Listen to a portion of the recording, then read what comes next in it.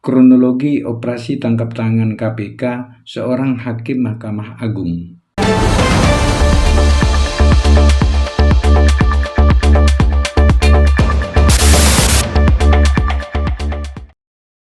Jangan lupa di-subscribe.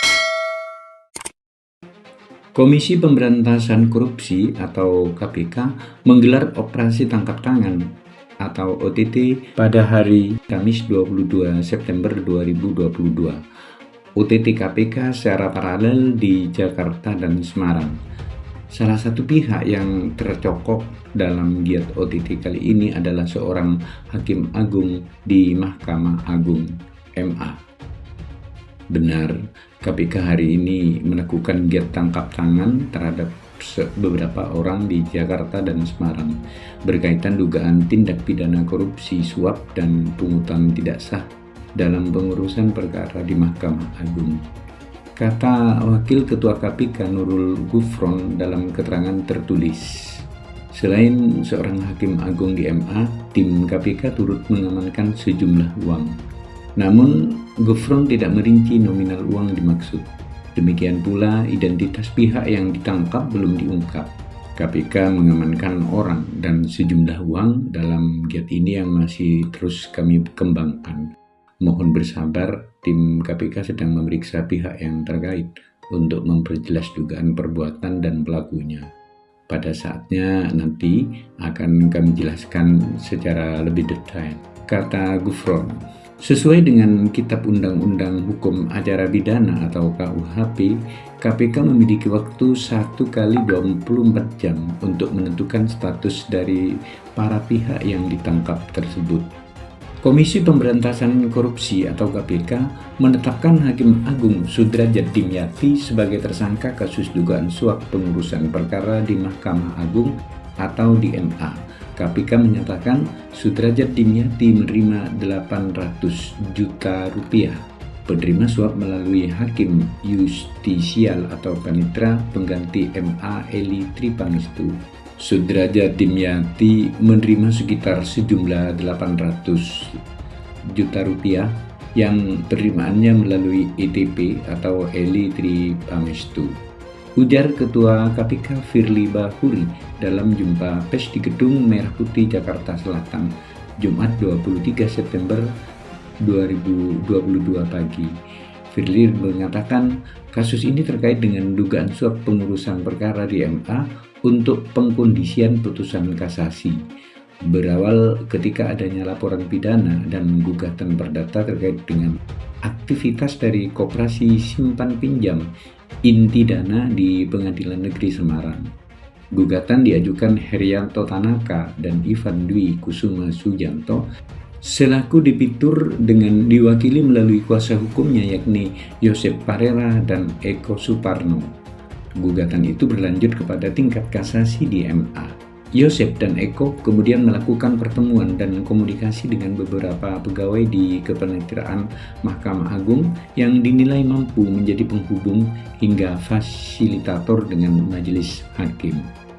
Adapun pegawai yang bersedia dan bersepakat ialah Desi Yustria atau PNS pada Kepaniteraan Mahkamah Agung dengan imbalan pemberian sejumlah uang.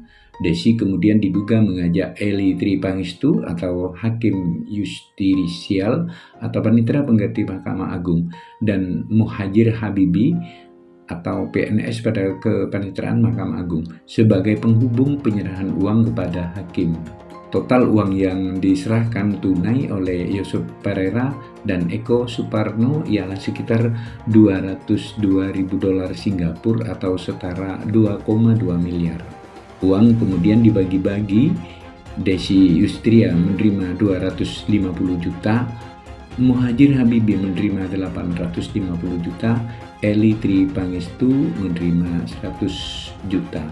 Dengan penyerahan uang tersebut, putusan diharapkan YP atau Yosep Parera dan ES Eko Suparna pastinya dikabulkan dengan menguatkan putusan kasasi sebelumnya yang menyatakan Koperasi Simpan Pinjam Inti Dana Pailit.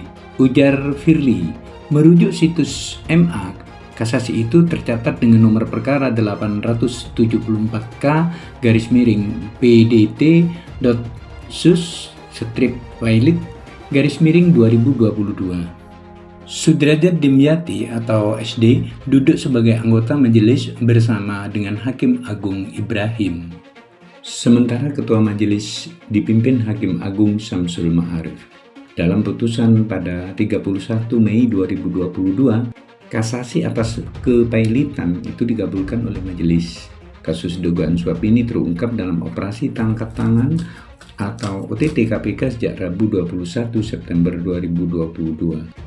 Total ada 10 orang yang ditetapkan sebagai tersangka, yaitu penerima suap 1. Sudrajat Dimyati, Hakim Agung pada MA, Eli Tripangistu, Hakim Justisial atau Panitera Pengganti MA, 3. Desi Yustria atau PNS pada Kepaniteraan MA, 4. Muhajir Habibi, PNS pada Kepaniteraan MA, 5. Redi, PNS MA, Al-Basri, PNS MA.